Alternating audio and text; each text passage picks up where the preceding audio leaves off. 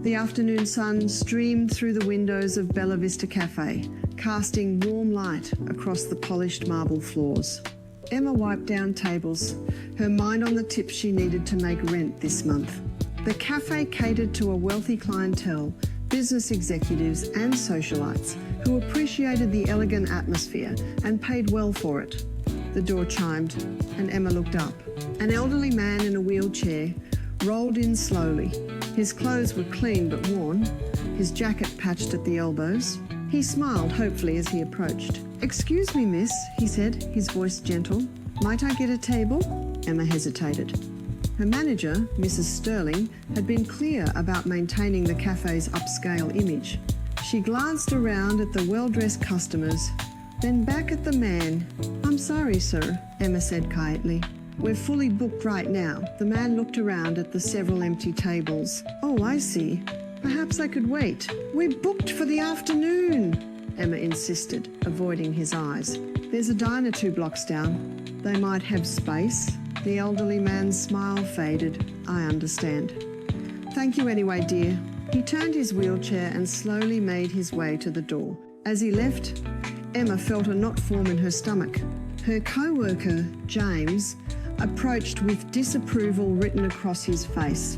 "That was cold, Emma," he said. "We just wanted some coffee." "I'm following the rules," Emma shot back, but her voice lacked conviction. That night, Emma couldn't sleep. She kept seeing the old man's face, the way his smile had disappeared. She told herself she was just doing her job, but guilt gnawed at her. The next morning, Emma arrived at work to find Mrs. Sterling in a panic. "Emma, I need you to handle table 7 personally," her manager said, her voice urgent. "VIP guest. Make sure everything is perfect." "Who is it?" Emma asked. "Mr. Harrison. He owns half the buildings downtown. Treat him like royalty." Emma nodded and smoothed her apron. When she approached table 7, she froze. Sitting there in an expensive suit, his wheelchair parked beside the table, was the elderly man from yesterday. Their eyes met. Emma's face went pale. "Good morning," Mr. Harrison said warmly, no trace of anger in his voice. "I believe we met yesterday." Emma's hands trembled. "Mr. Harrison, I didn't know." "Didn't know what?" he asked gently. "That I had money? That I owned buildings?" He smiled sadly. "You didn't know anything about me, and yet you turned me away." Tears welled in Emma's eyes. "I'm so sorry, I was wrong. I judged you by your appearance, and that was horrible." Mr. Harrison studied her for a moment. "Do you know why I came in yesterday?" Emma shook her head, unable to speak. 50 years ago, I was homeless," he began, "living on the streets, hungry, desperate. One day, a young waitress at a small cafe gave me a free meal. She didn't care how I looked. She saw someone in need and helped." He paused, his eyes distant. "That kindness changed my life. It gave me hope when I had none." Emma wiped her eyes. "What happened to her?" "She passed away last month, mister," Harrison said softly. "Her name was Dorothy. This cafe stands where her little restaurant used to be. I bought the building years ago, kept it in her honor." Emma's heart broke. "I'm so sorry for your loss. Dorothy taught me that how we treat people in their lowest moments defines who we are, mister," Harrison continued. "Yesterday, I came in wearing my old clothes, wanting to see if her spirit of kindness still existed in this place." He looked at Emma. "I was disappointed." "I understand if you want me fired," Emma whispered. Mr. Harrison shook his head. "I don't want you fired, Emma. I want you to learn what Dorothy taught me. Real character isn't about serving people who can reward you. It's about treating everyone with dignity." Emma nodded, tears streaming down her face. "You're right. I've been so focused on tips and impressing wealthy customers that I forgot basic human kindness. We all make mistakes, mister," Harrison said kindly. "The question is, what will you do differently now?" Emma straightened up, determination in her eyes. "I want to do better. I want to be the kind of person Dorothy was." Mr. Harrison smiled. "Good, then I have a proposition for you." Over coffee, Mr. Harrison explained his idea. He wanted to start a program at the cafe where every Sunday morning, Free breakfast would be served to anyone who needed it. No questions asked, no judgment. "I'll fund it entirely," he said. "But I need someone to run it. Someone who understands why it matters." Emma's eyes widened. "You want me to run it?" "I think Dorothy would have liked that, mister," Harrison replied. "A second chance to get it right." Emma accepted immediately. That very week, preparations began. She worked with local shelters and community organisations to spread the word. The first Sunday arrived. Emma stood nervously at the door as people began to arrive. Homeless individuals, struggling families, elderly people on fixed incomes. Each one was greeted with a smile and led to a table with dignity. Mr. Harrison sat in the corner, watching with tears in his eyes. This was Dorothy's dream brought to life.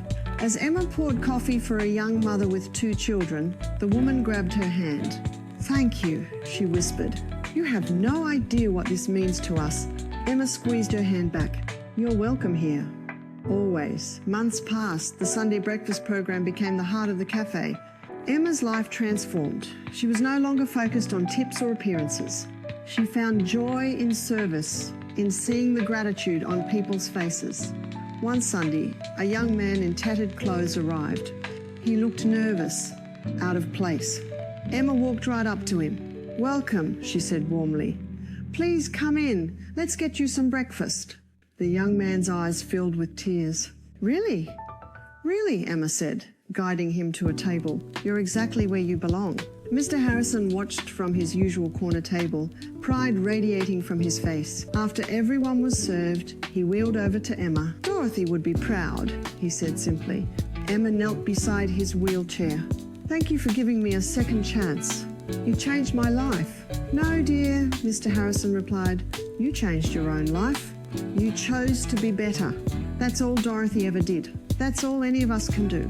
A year later, the cafe had served thousands of meals. Emma was promoted to manager, and her first act was to make kindness the official policy. Every staff member was trained not just in service, but in compassion. On the anniversary of the program, local news came to cover the story. Emma stood beside Mr. Harrison as cameras rolled. "This started because I made a terrible mistake," Emma told the reporters honestly. "I judged someone by their appearance, but Mr. Harrison showed me grace instead of anger. He taught me that everyone deserves dignity and kindness."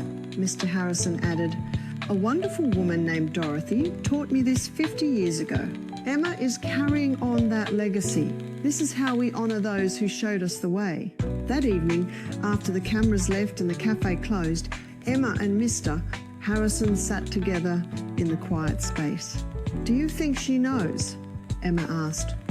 "Dorothy, I mean. Do you think she knows what she started?" Mr. Harrison smiled. "I believe she does, and I believe she's smiling."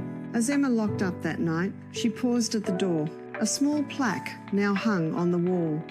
"In memory of Dorothy Henderson, who taught us that kindness is the greatest gift we can give." Emma touched the plaque gently and smiled. She had learned the most important lesson of her life from a stranger in a wheelchair, a man she had almost turned away, and she would never forget it.